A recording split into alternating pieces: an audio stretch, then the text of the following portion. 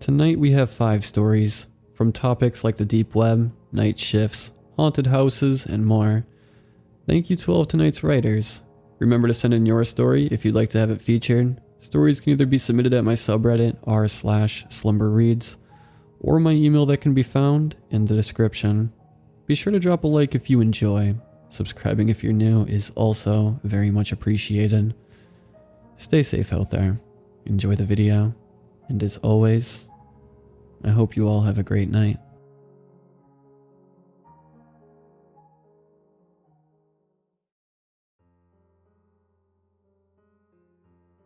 I used to work on the dark web.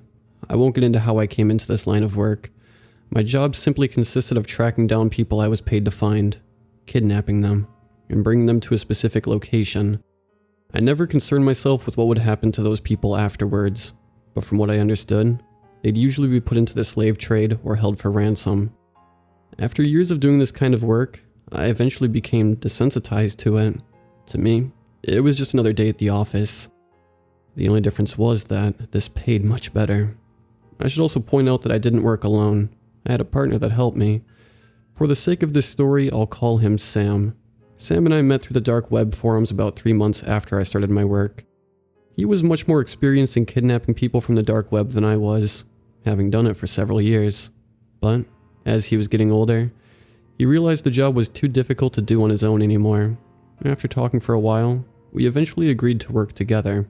I would help him perform the tasks that were more difficult for him due to his old age, and he would guide me along, as well as bring me along on more difficult, higher paying jobs, to reduce the risk of me screwing them up.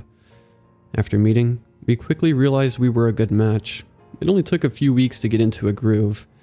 We'd be contacted by our employers via the forums, given a target, as well as any other important information that would be crucial for the task. Sam and I would then drive his van to the location to scope it out. We'd spend whatever time we had getting any information our employer left out, such as schedules and patterns.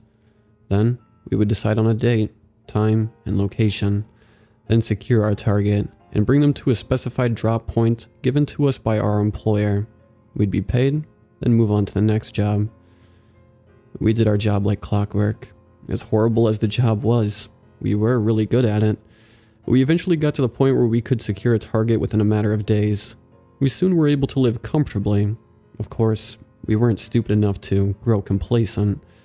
After all, the dark web is a dangerous place for anyone who isn't careful. We were living smoothly, not really caring about the people we were hurting to do so. All we cared about was our fat wallets and nice homes. But then one day, everything came crashing down around us. Sam and I had been sent a job by an unnamed employer. They had instructed us to secure a 19-year-old male who lived in a wealthy neighborhood. This wasn't very abnormal for us. Plenty of previous employers sent us to secure wealthy targets, usually to ransom off. What was abnormal were the set of instructions they had given us. They told us that the target had no security system in his home, but we were not to take this for granted. We were to practice extreme caution and vigilance when securing the target, and we were to consider him extremely dangerous. Finally, the strangest instruction they gave us was that we were to administer carfentanil, or a similar drug, via tranquilizer darts before securing.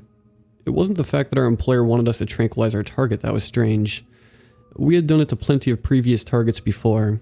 What was strange was that they specifically requested we use carfentanil. That was the type of tranquilizer they used on elephants. Even a single dart of this stuff would be enough to kill a human. Let me make it clear that we were not hitmen. Sam and I have never killed anyone in our lives, before or after taking on this line of work. We knew there was no way we could use this stuff to take our target alive. We just assumed our employer didn't really know much about tranquilizers, and just wanted to sound smart by including a specific kind. I really wish we had just listened to their instructions. We started studying our target the day after we received our instructions. The boy was a recluse, to say the least. From what we could tell, he lived in his parents' house, and they were almost never home.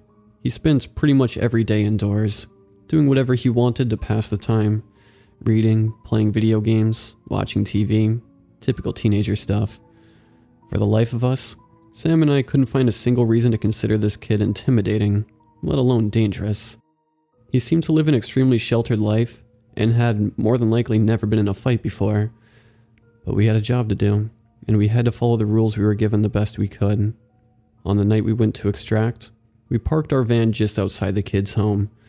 Nobody else in the neighborhood was awake, so it would be relatively simple to pull him out once we got him.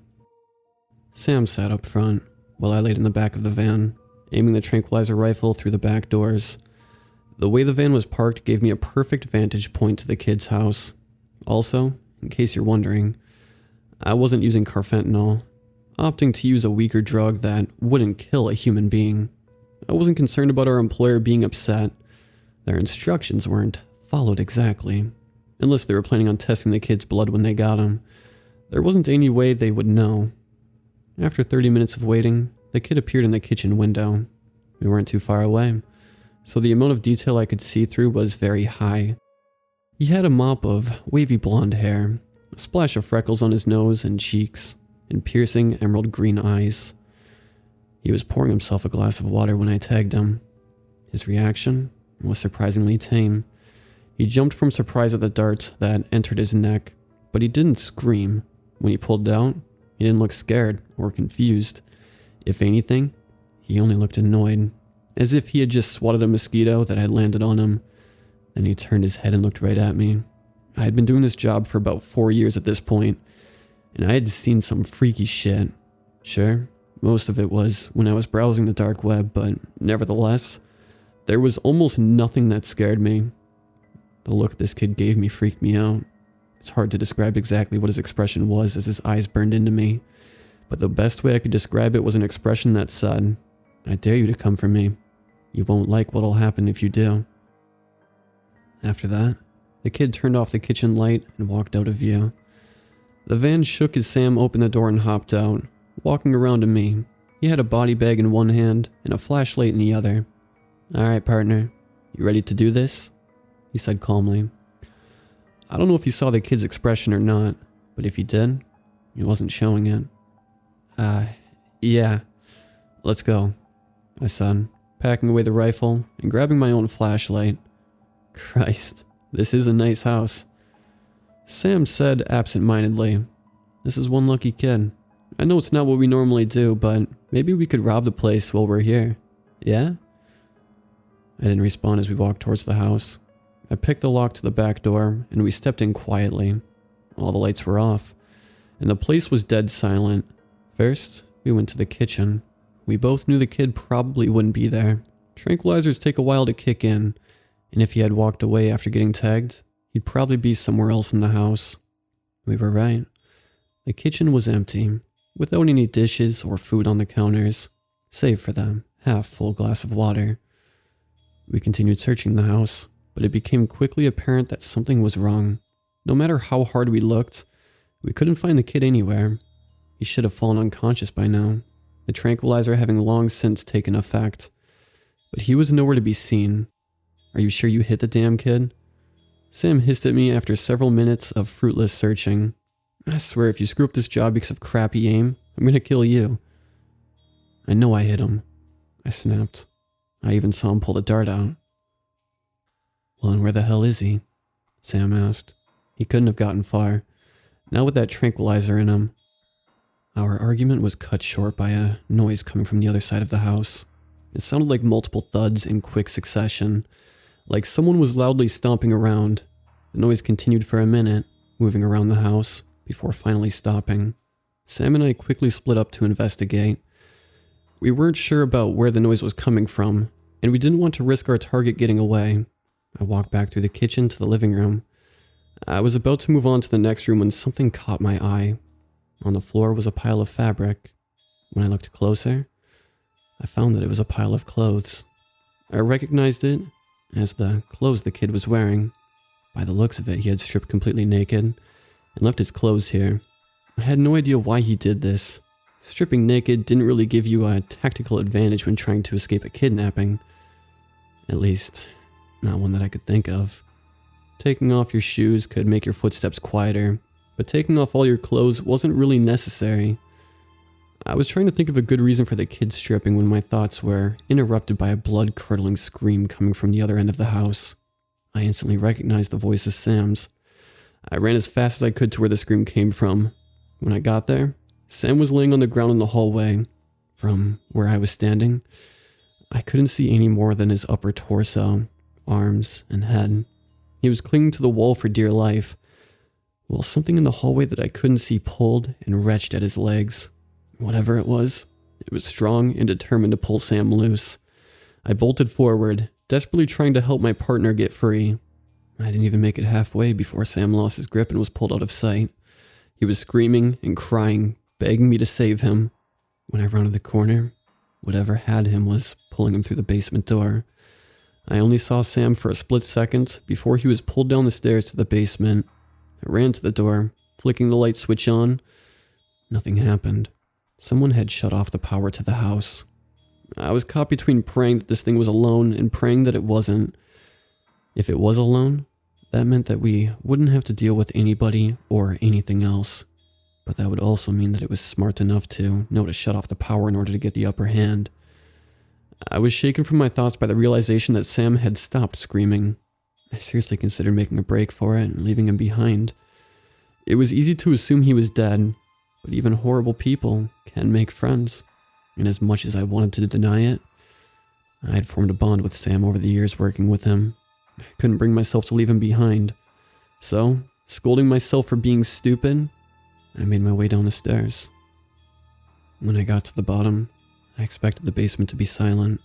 Instead, I heard a distinct crunching noise coming from the other end of the room. I tried to discern what the noise was by sound alone, but the adrenaline pumping through me made it hard to focus. With trembling hands, I clicked on my flashlight and aimed it towards the noise. I spent every day wishing I had never done that. A gangly creature was hanging from an exposed bar jutting from the ceiling of the basement. It appeared human, but only barely. Its arms were too long, with nails like claws. Its legs and feet had too many joints, which allowed it to hang upside down from the ceiling like a bat. It seemed to have skin that didn't fit its own skeleton, with some areas being stretched thin, while others were bunched up. As for the crunching noise, I found out quickly where it came from. Sam hung limply from the creature's grip. He was clearly dead, with large chunks of his flesh missing. Every few moments, the creature would pull Sam's body up towards its mouth and take a large bites out of him, tearing the flesh away and chewing loudly. It didn't seem to be picky either. It ate whatever part its mouth found, including bone. Once it realized it had a flashlight trained on it, it stopped eating Sam's corpse and looked up at me. Its face was a bloody mess. The features of its face were twisted horribly. Its jaw was so wide open, I thought it was disconnected from its skull, and its eyes lacked any sense of humanity. This thing was a monster, and I knew it would kill me without hesitation if it got the chance. I was frozen by fear, staring at this thing, when recognition suddenly struck me. The monster had horrifying features, but the blonde hair, freckles, and green eyes made everything fall into place. This thing was our target. It was the kid we had been sent here to capture. His features may have been mangled and warped, but there was no denying that this monstrosity was him. I understood why the tranquilizer didn't work, and why our employer instructed us to use the drugs they wanted. Why they would want this thing alive is beyond me. I would sleep much better at night if I knew this thing was in a deep, deep grave. After what seemed like hours of unbroken eye contact, the monster screeched at me. That was enough to send me sprinting up the stairs. I didn't stop running, didn't turn around to see if the thing was chasing me. I kept running until I got to the van, jumped in the driver's seat, and peeled out into the street. I went several miles over the speed limit, but I didn't care. I wouldn't feel safe until I was miles away from that beast. After skipping town, I emptied my savings account and liquidized everything I owned. After that, I went through an extensive process to erase any lingering trails. I changed my name, underwent plastic surgery, and whatever little presence I had on the web, I thoroughly scrubbed clean. Any evidence of the man I was before was completely gone by the time I finished. As far as anyone was concerned, I never existed until 2 months ago. I had made a promise to myself to never bring up what I saw, to bury the past as deep as it would go, but I have been plagued by nightmares ever since seeing that monster, and I thought that maybe if I warned the world of its existence, My conscience might be alleviated. I can't go into detail about where this beast is located. It's better for everyone if that is kept a secret. As for whoever it was that wanted to capture the beast, I haven't heard from them since.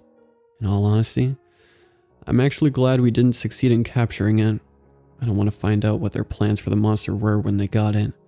So, take this as a warning. People say that the dark web is full of monsters. I learned the hard way that sometimes that could be taken literally.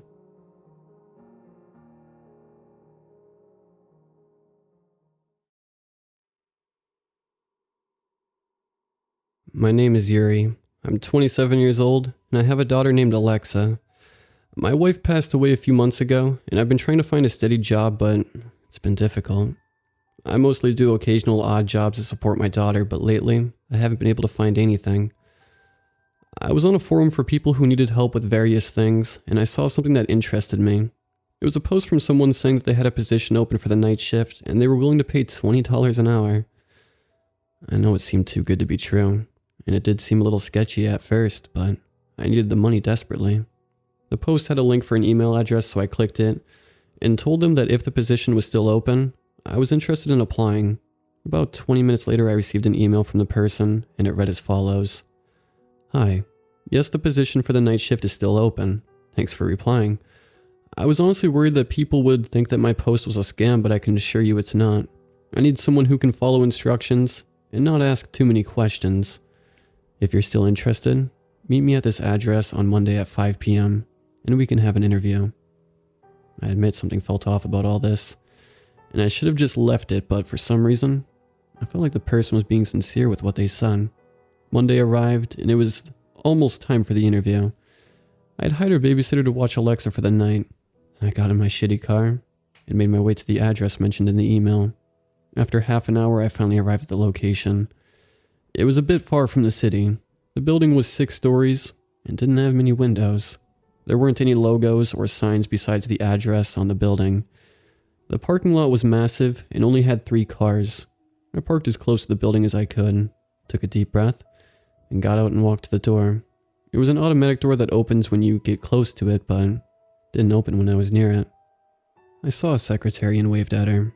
She noticed me and opened the door for me. I walked towards her and she let out a smile. She was absolutely stunning. She had curly red hair and extremely light blue eyes. Her smile made me ease up a bit and I said, "Hello, I'm here for the interview." She nodded and said, "Ah, yes, please take a seat and Mr. Jackson will be with you shortly." Her voice was extremely soothing. I sat down on a chair not too far from the door and looked around the reception area. The walls were this depressing shade of gray, and there were barely any decorations, besides a few plants that looked like they were on the verge of dying from dehydration. There was also a couple hallways, but they were all pitch black and seemed to go on forever. There weren't any windows either, so the only natural light was coming from the door. Actually, it was sort of dark in there. There were only a few lights, and they weren't very bright. About 5 minutes passed and the secretary told me that he was ready to see me. She got up and led me to the interview room, which was luckily near the reception area. She opened the door, let out a sweet smile, and closed the door.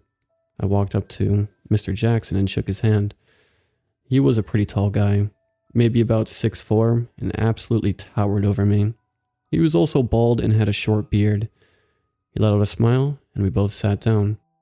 "Welcome, and I'm glad you were able to arrive," he said in a cheery tone. His voice was incredibly deep and soothing. I replied with, "Thank you. I'm glad that you were willing to see me." He nodded at me and said, "So, tell me about yourself."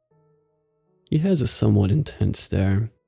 "Well, my name is Yuri, and I was born in Moscow, but at a young age my parents moved to the United States. I'm 27 years old, and I have a 6-year-old daughter," I said in a somewhat nervous tone due to how intensely he was staring at me. "Well, that's quite interesting, Yuri." He started to notice that I was nervous and said, "What are you so nervous about?" I took a second to reply, "I'm sorry, it's just how you're staring at me. It's making me a bit nervous." He looked at me for a few seconds.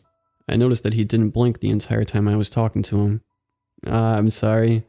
I sometimes do that. I'm sure you're wondering what exactly it is you will be doing if you're hired." Well, you'll be our night shift janitor. He let out a chuckle and smiled. Oh, I see. Well, I don't have a problem with that. I said as I was starting to ease up. Well, I'm glad to hear that. You're the only person who's applied for the job, so I think it's safe to say you're hired. He smiled and shook my hand. I smiled back and felt extremely relieved to hear that. We both sat back down and said, I'm really glad to hear that. But I had a question. He nodded. Ask away. I looked around the room and asked, what exactly is it that you guys do here? His smile went away and he had that intense stare again. I wouldn't ask too many questions if I were you. I felt nervous again and apologized to him. He smiled again and said, no worries. Anyways, you'll be starting right away, and we'll provide you with a uniform and a list of the things you'll be doing. Congratulations again. We both got up once again, and he held the door open for me. I walked out and the secretary was waiting for me. Congratulations on getting the job. If you follow me, I'll show you where you'll be starting your shift. Oh, and by the way, my name is Christine. She smiled, and I smiled back at her. Thanks, my name is Yuri. She giggled. That's a nice name. She led me down one of the dark hallways and opened a door to the employee room. Your outfit is in the third locker, and the instructions are on the table. If you need anything else, call the number mentioned on the instructions. Good night, and good luck. She closed the door and walked away. The room was kind of dark, but it had a window. I looked out and saw that it was already nighttime. I looked at the clock, and it said that it was 8 p.m. I can't believe that much time passed already. I opened the locker and put on my uniform, and then I took a look at the instructions. It read as follows. Welcome to the family. We're glad that you're working with us, and we are looking forward to a long and successful career for you. Before getting to what you'll be doing, we have a few things to say. Firstly, we are not responsible for any physical, mental, or emotional trauma you may and will encounter. We are also not responsible for anything that happens after your shift is ended. Now then, it is extremely important that you follow the instructions to the letter, for your own safety and sanity. You are not the only janitor, but you are also the only thing that's keeping them at bay. Now then, here's what you'll need to do. Step 1. Lock the entrance. And don't unlock or open the door until dawn. Then at exactly 9 p.m., you will need to get to the restroom and clean the mirror. Do not, under any circumstances, clean it before or after 9 p.m. Make sure to lock the door. Then after you clean the mirror, you will need to unlock the second door in the main hallway and go inside and wait until 11 p.m.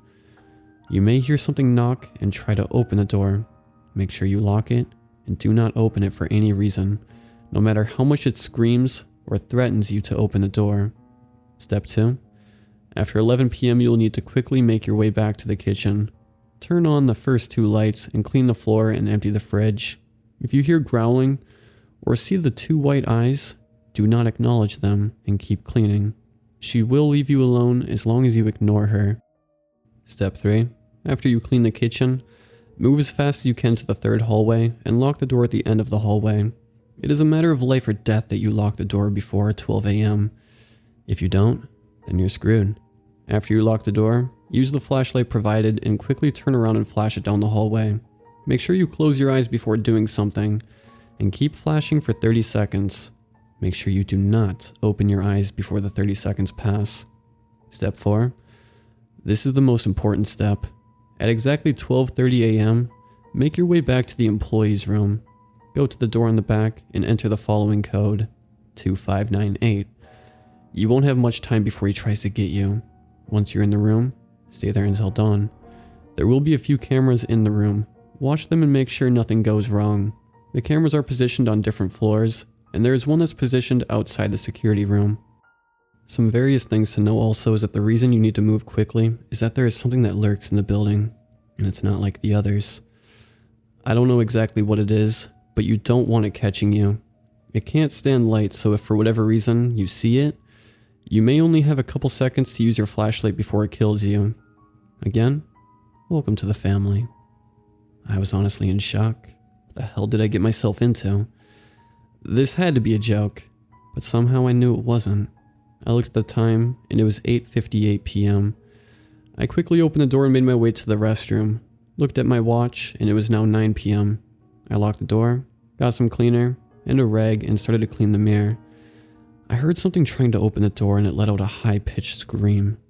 After what felt like an eternity, it left. I finished cleaning the mirror and ran as fast as I could to the second room in the hallway, unlocked it, and shut the door and locked it. I took a minute to catch my breath and looked around the room. It was a dirty apartment room with old furniture. I walked around and sat down on the couch in the middle of the room. It wasn't very bright, but you could still see everything in the room. I looked at the time, and it was 10:22 p.m. I had to stay until 11 p.m. I looked around some more, and noticed eventually I saw something. There was a figure at the end of the room. It almost blended in with the darkness, and had an unnaturally wide grin, and pure blue eyes. I stared at it for a while, and it never moved an inch the entire time I was in that room. It was finally 11 p.m. and I got up and ran out of the room and to the kitchen. I turned on the lights like the instructions said, and started to clean the floors. Almost immediately I heard a deep growl. It was almost human, but it had a demonic echo to it. I ignored it and kept cleaning. A minute later I started feeling like I was being watched, like something was staring deep into my soul. In the corner of my eye I saw two white eyes staring at me. I did my best to ignore it. Once I emptied the fridge, the eyes got closer to me. I started to hear what sounded like someone calling me, but I kept ignoring it. After I cleaned the kitchen, I sprinted to the third hallway. The building was pitch black, and the only way I could tell where I was going was by a few dimly lit lights that marked the rooms. The entire time during my shift, I felt like something was chasing me, like something wanted to rip me apart. That only made me run faster. I eventually made it down the hallway after what felt like an eternity, and locked the door. Immediately after, I felt something bang up against the door and scratch at it. I fell back, and after a few seconds, I remember I needed to get my flashlight. I got it out, turned it on, and turned back, closing my eyes. I heard a loud screech, like something was in extreme pain. It was almost deafening. 30 seconds had passed, and the screeching was gone. I opened my eyes and ran to the security room. On my way there, I tripped, and as I did, I heard something running towards me. I was scared shitless and turned on my flashlight and shined it down the hallway. For a split second, I saw a figure run back into the darkness. I wasn't able to get a good look at it. I made my way back to the employee room and got to the door, used the code, and closed the door. I took a deep breath and wondered what the hell I got myself into for a few minutes. After I looked around the room, it was a small, brightly lit room with 7 cameras, 1 for each floor, and the one outside the security room. I walked to the cameras and looked at them. Every floor in the building was pitch black with the exception of dimly lit lights, marking rooms and such. About an hour passed and nothing really happened, except for the occasional scratching at the door. Although at 4 a.m., I saw something in the camera on the first floor. There was a figure that looked just like my daughter, staring into the camera. My eyes widened as I wondered what the hell was going on. She said, "Please, Daddy, help us. I'm scared." She was crying uncontrollably, and I tried to open the door, but it was locked. I tried to unlock it, but nothing happened. I kept trying to unlock the door, and I tried to break it down, but it didn't even budge. There was a phone, and I tried to call the police, but as soon as I did, I heard a loud, deafening screech coming from the phone. I recoiled and held my ear. I looked at the camera, and Alexa was still crying. Eventually, something started to approach her. She looked and screamed, and for a second, I saw something jump at her, but the camera then went out. The audio was still on, and all I could hear was a mix of screaming and flesh being ripped apart. I started shaking and my eyes teared up. I began frantically banging the door to open it, but to no avail. I slid down the door and started sobbing. I thought to myself, how did she even get in? What happened to her babysitter? What the hell was that thing? I lost the only thing I had left in the world. After about 20 minutes, I heard the phone ring. I answered it, and I heard Mr. Jackson over the line. "Hey, Yuri. I just wanted to check on things and see how..." I interrupted him and said, "Listen, you motherfucker. Why didn't you tell me this building was haunted? And how did my daughter get inside here? I just watched her get ripped to shreds by some demon." Mr. Jackson said, Whoa, calm down, Yuri. Listen, you were hallucinating. I forgot to mention that in the instructions. The creature will try to trick you into coming out. Alexa is home safe in bed." I calmed down but realized what he said. "Wait, how do you know what my daughter's name was?" The line went dead. I felt an extreme rage and sadness come over me. Was my daughter dead? Was she alive? Am I hallucinating? I don't know. All I know is I'm trapped in a building with a bunch of demons that want to kill me. I tried my best to not panic. My daughter has to be okay. That was just a hallucination. She's okay, I said to myself as I took a deep breath. It was finally dawn, and my shift had ended. The door unlocked and I ran out as fast as I could. Got into my car and drove back home. To say I broke the speed limit would be an understatement. I had to have been going 80 miles per hour. Eventually I made it home, opened my door, and called for Alexa. Nothing. I called for her again. Still nothing. I ran up to her room. Each step was heavier than the other. I opened the door and I saw her, sleeping in bed. I ran to her and hugged her as tightly as I could. She woke up and asked what I was doing. Alexa, I'm so glad you're okay. I was trying not to cry. Of course I'm okay, Daddy. Why wouldn't I be? She asked, still half asleep. I hugged her again and looked at her, but then I noticed something. Her eyes, they were pure blue. Is something wrong, Daddy? She started to form an unnaturally wide grin, and then I realized this isn't my daughter. This was that thing from the building. I stood up and started breathing heavily. I ran out of the room and locked the door. I yelled for the babysitter and no one replied. I looked around and noticed a trail of blood leading to my room. I reluctantly walked towards it, and there I saw the mangled body of the babysitter. Her head was split in half and her organs were spread out around her. I vomited and tried to call the police. The line was dead. I even tried to run out of the house, but the door wouldn't budge, and the windows wouldn't break. I was trapped in this house with that thing. I ran back into my room, and I saw a note on the bed and a check. The note said, "Congratulations on surviving the night. However, it seems you won't be back for the second night. I'm sorry about your daughter, but she'll make a fine addition to the family. As will you. I hope it won't be too painful. From Mr. Jackson." That son of a bitch. I should have known this was all a trick, but I was too stupid to realize it. My daughter is dead because of me, and soon I will join her. I know you all probably don't believe me, but honestly, I don't care. I don't know why I even wrote all this out. I'm so sorry, Alexa. I'll join you soon.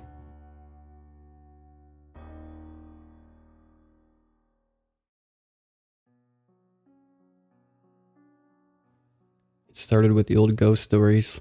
You know the ones. The sort of stories that always seem to collect around old houses at the edge of a town. These stories are how I was first introduced to the house at the end of Sunny Lane. The irony of the location wasn't lost on me. The stories told by everyone always made radical claims about the house. When I was 5, I was told it was home to 100 ghosts. At 7, it was a horde of goblins. By the time I was 10, the house had supposedly been the site of gruesome murders and was inhabited by demons. My parents always warned against going near the house. It will likely tip over on you if you so much as breathe on it. My dad was fond of saying. He always said it in a joking manner. But there seemed to be a hint of fear in his eyes whenever he spoke of the house. That should have been my first clue to the truth. In my teenage years, the cool thing was to dare each other to go knock on the door. Not go inside, just knock. You would think that going inside would have occurred to us, but deep down I think none of us, rebels, wanted to admit that we all believed the various stories on some level. I must have knocked on that door 4 or 5 times. Each time I ran away like a cheetah, never looking back at the house. I went away to college and got my degree in architecture. My hometown had a lot of buildings that had inspired me when I was young, and yet, oddly enough, none of these other old buildings had any spooky stories about them. Not the old hospital, the old library, or even the defunct steel mill at the edge of town. Only Sunny Lane carried any weight. Thinking back on it, that only makes my spine tingle more at the realization. The real story begins when I graduated from college and returned home for the summer. A wave of nostalgia washed over me as I drove through town, taking in all the old hangouts. I found myself drift over to Sunny Lane. The first part of the street is quite pleasant. Well-kept homes that look straight out of a painting. Sunny Lane was one of the oldest roads in town. When asphalt had been put down for the first time, they laid it all the way out to the house. It was assumed that people would build all the way down to the street. That hadn't been the case. People built along that first quarter mile and stopped. That left an entire mile of empty road, leading out of town. That mile flew by as I drove along in my truck. It was only a few minutes before the house came into view. It looked as worn as ever. The siding was peeled back and rotting. The porch was in similar condition, and the roof had several holes in it. In all the years the house had stood, none of the windows had been broken, at least that I knew of. None of my friends in my teens had ever dared. It was as if we were scared the house would retaliate somehow. I pulled over to the side of the road and got out of my truck. There was a warm breeze in the air. Looking at the house now, I felt myself begin to chuckle. It seemed silly now, at 24, to have been so scared of this old place. It was nothing but an abandoned structure that needed to be torn down. The longer I stared, the more curious I became. This house had been a source of many sleepless nights when I was a child. Now, I felt the need to prove how ridiculous those fears had been. I pushed open the iron gate at the edge of the road and walked toward the house. As I mounted the first step up the porch, the warm breeze died. I thought nothing of it. I walked along the porch, inspecting the outer walls and windows. There were some wonderful turn-of-the-century flares to the outside. Underneath the rotten mold, must be a beautiful home. I found myself in front of a window and peered inside. The interior looked just as worn as the exterior. I could tell it was the living room I was looking into. There was an old couch in the middle of the room, facing the fireplace. A bookshelf stood in the corner, several dusty knickknacks on the shelves. My eyes scanned around the room more, taking in every detail. There was a lamp, or what I assumed to be a lamp, covered by a sheet in the corner. Strange that the lamp would be covered in nothing else. I moved away from the window and walked down the porch to the next one. This one was looking into the kitchen. The cupboards all seemed to be missing their doors. There was an old wood stove in one corner, and the only piece of furniture left was a chair. My eyes scanned the kitchen once more, finding the opening that led to the entry hall. I could see into the living room from here, spying the couch and the... Odd. Had the sheet fallen off the lamp? In fact, where was the lamp? I had definitely seen. I felt my heart drop to my stomach as my eyes drifted back to the kitchen. The sheet was sitting in the chair. I jumped away from the window and ran to my truck. I sat in the cab, drawing in long breaths to try and calm down. I went through every possibility in my head. Surely it was just a kid playing a harmless prank, nothing more. I stepped out of the truck and moved toward the house again. I approached slowly, keeping my eyes on the windows. I checked the living room first. No sheet. The kitchen next. No sheet. From the kitchen window I investigated what bit of the entry hall I could see. Nothing. The kid had probably ran off to brag to his friends. Bunch of punks nowadays. I stepped back from the window and sighed, and from the corner of my eye, I noticed something different about my surroundings. The front door was halfway open. I looked around the yard, no one in sight. Surely I would have heard someone running off. I moved toward the door, daring to peek inside. The sheet was standing about 10 feet back from the doorway. I felt my heartbeat beginning to race. And then the sheet spoke. "I'm sorry. I didn't mean to scare you. I was just having a bit of fun." I let out a sigh of relief. "Oh, it's okay. Just harmless fun, right?" The sheet stepped a little closer. "Would you like to come inside?" "Are you kidding? This place will likely tip over on top of us if..." God, sounded just like my father. "No thank you either way." "Are you sure? It's a nice house despite the appearance." "I'm sure. Perhaps another time." "Then maybe you could help me. I seem to be stuck in this sheet." "Seriously?" The sheet nodded. I motioned for them to come closer. "Well, come here and let me help you." "Could you come in and help me?" I stood at the doorway. A chill ran up my spine. Even at my age, I felt apprehensive about entering this place. I'd never known anyone to do it. "Are you sure you couldn't?" The sheet came within a foot of the doorway. "How about here? You'd barely have to cross over the threshold, or just reach in and help pull this sheet off." I was beginning to feel uncomfortable with the whole situation. I took a step forward toward the door, wanting to get out of here as fast as possible. Perhaps helping them would be easiest. I stopped about 2 feet from the door, taking in the sheet for the first time. It was worn and dirty. There were smudges all over it, most of them brown like mud, but a few of them were red, like blood. My own blood seemed to freeze in my veins. Why would you put on such a dirty sheet? Oh, I don't mind, but I would appreciate you reaching out and pulling it off for me. I stared at the sheet for a moment. I had just noticed an unnerving detail. The sheet didn't move when it spoke. No puff of air pushed the fabric out where the occupant's mouth should be. I felt my heart beginning to pick up pace. You know what? I think I have an appointment. Please help me. Just reach out and grab the sheet. Still no movement from around the mouth area. Why not just step out on the porch for me to take it? The sheet's next words still haunt me. Then you wouldn't come in the house. Okay, this was too creepy.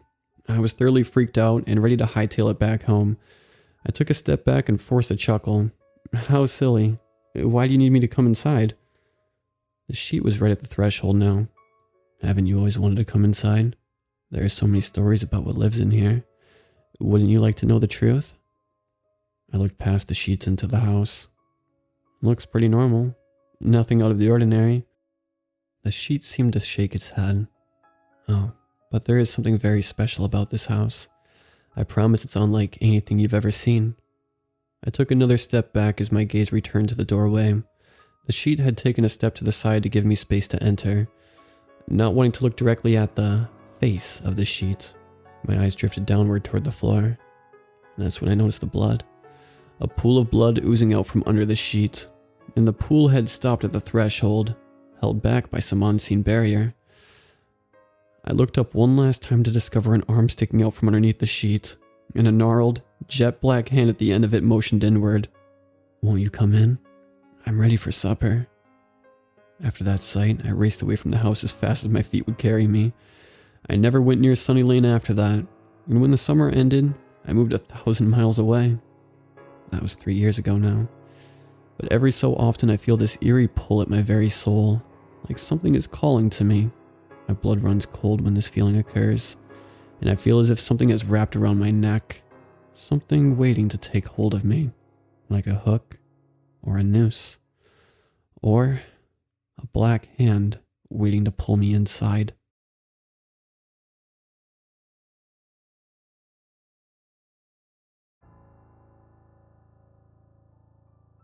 Have you ever felt weird when waking up?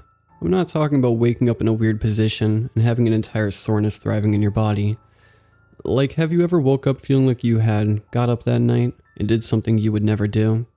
Nothing like sleepwalking, more like someone was in control of your body besides you.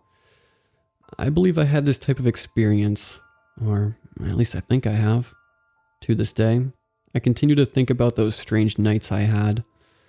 Over the course of 12 nights, I began to experience a type of sleep disorder. I'm sure many of you have experiences because when I experienced it, sure as hell scared the life out of me. I thought I was actually dying when I first had it. I laid there, unable to move and breathe, fearing that the end was coming only for me to regain my mobility, rising up in my bed gasping for air. Truly a frightening experience, that sleep disorder known as sleep paralysis. I came to find out many people suffer these episodes of this disorder. Lucky though, I'm not in that 5% of those unlucky to constantly have them, so at least I have that going for me. Still, I don't wish this creepy disorder on anyone. Yet in a way, I do think thanks to this disorder, those few nights I was able to discover something that none should know about. For when we sleep, they play. The first night I noticed them, they were all standing in a circle around my bed huddled over me. There had to be at least 4 of them. I was frozen in my bed with my eyes wide open watching them. They looked at one another and seemed to be discussing something among themselves. I couldn't hear what they were saying and couldn't really make out any facial features. They were all completely shadow-like. I later came to know they were called shadow people. Needless to say, I was scared out of my mind. As I lay there waiting for my body to unfreeze, all 12 figures began to vanish one by one, leaving only one that stood right at the foot of my bed. Its body stretched over me, and with quick haste it reached out a long-fingered hand at me. I never had the chance to escape my paralysis. I watched as the blackness from that thing's hand enveloped me and I passed out. That morning I awoke feeling groggy with my stomach grumbling with non-stop pain. I felt something around my lips. When I wiped them off, I felt a texture of cream like from a cake. I glanced at my hand, finding that I had wiped away some chocolate from my face. Surprised by this, I jumped up from my bed for a bigger surprise. All over my bed, covering me like I was in a nest, were empty wrappers and boxes of sweets. I didn't have time to process anything at the moment, sadly, as the grumbling crawled from the stomach to my throat. I rushed into the restroom, expelling my body of all the overstuffed sweets. I was so sick by all the sweets I ingested over the night that I stayed in the bathroom all day. I wondered if I had sleepwalked during the nights after that strange bout of sleep paralysis, but when I asked my mother over the phone, she informed me I never had any cases of sleepwalking that she knew of. With that, I left it as a strange dream. The following night, I again awoke in paralysis. I looked around the room searching for that group of shadows. They were there. I sighed a breath of relief in my head as I couldn't actually do it physically. As I laid there waiting to get free, I spotted a shadow move in the corner of my eye. It rose from the corner of my room and rushed toward me with an open hand. Again, blackness took over and I passed out. I woke finding myself sitting in front of my TV and credits from a movie playing. I paused the screen, taking a look at my surroundings. How could I get out of bed and turn on the TV? Then again, I heard of people sleepwalking and exercising. I saw that I had gathered all my DVDs and must have binge-watched them in the night. I stood there scratching my head over the sight. Having another night of this began to seem strange, so I looked online, trying to find any solutions. Most of what I found just showed me to get better sleep with one site, even giving me a list of things to do so I won't sleepwalk. I didn't really bother with it. However, the strange event I had dealt with a night that started the same as the last two. But this time I awoke in my bed. I began to think that my sleepwalking days were over until I saw my phone. I had multiple missed messages from my friend. He seems to be concerned, then grew into a rage as I scrolled through the many messages. After finally calling him and asking what was going on, he stated that he had never saw me act the way I did. From his words, he was at a club with some friends just enjoying the nightlife when I strolled in. Mind you, I'm a very shy and introverted person. I came strolling in, asking for the hardest shot of alcohol my friend had ever seen. I began to speak with complete strangers, and even tried to hit on a random woman. My friend approached me, trying to see if I was okay. Yet, I brushed him away, telling him to leave me alone. He said my personality was completely different, but that wasn't what scared him. He told me there was something about my eyes that night that sent shivers into his spine.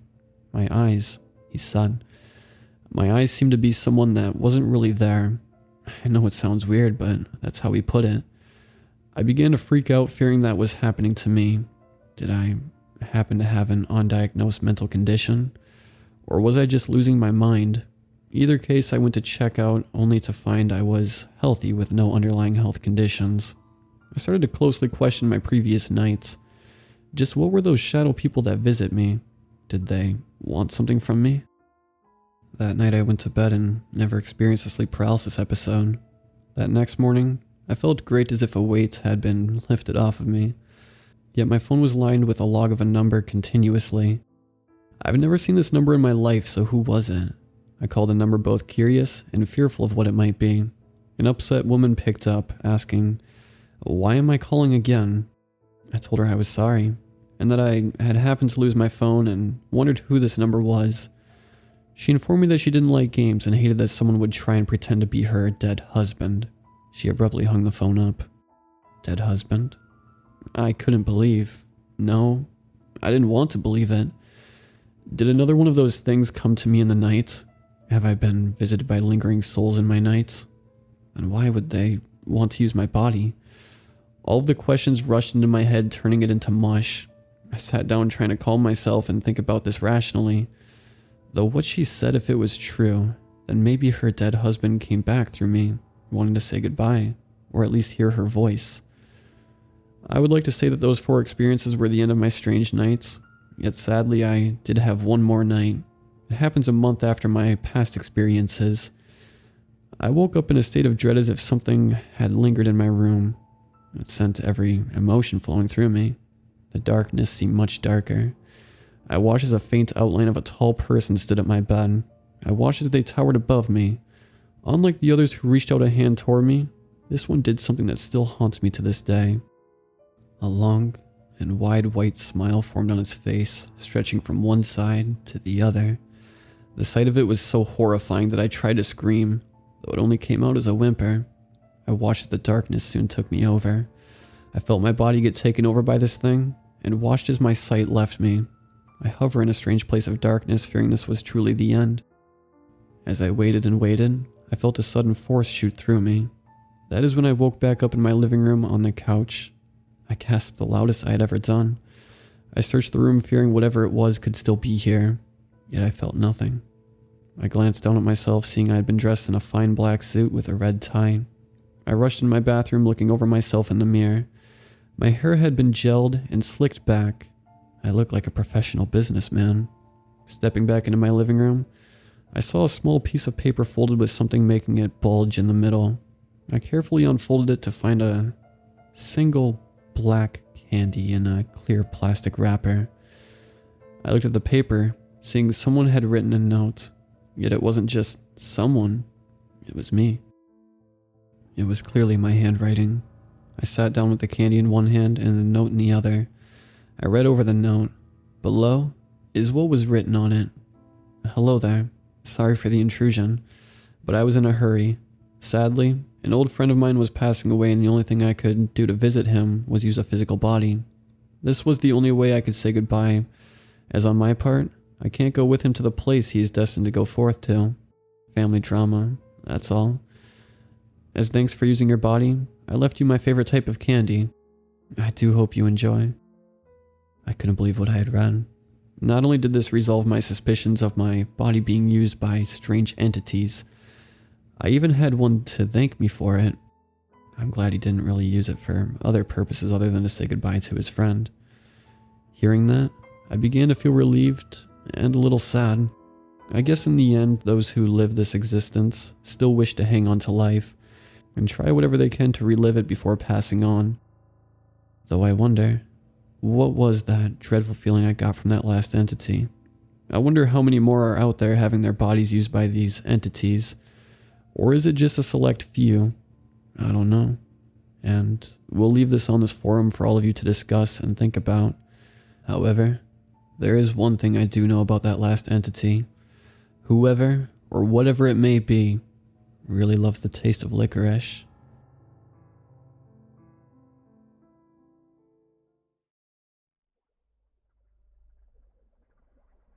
Hi guys, my name is Jim. I have a hobby of interviewing people to get their scary story. It's crazy how many everyday people have experienced something paranormal in their lives, yet most people still are skeptics. It's like hundreds of people being a witness to a crime, and the cops say it's still not good enough. Maybe that is why I got into this hobby. I wanted to know if I was going crazy. I wanted to know if others had experienced the things I have. So here's the story that set me on the path of researching the paranormal.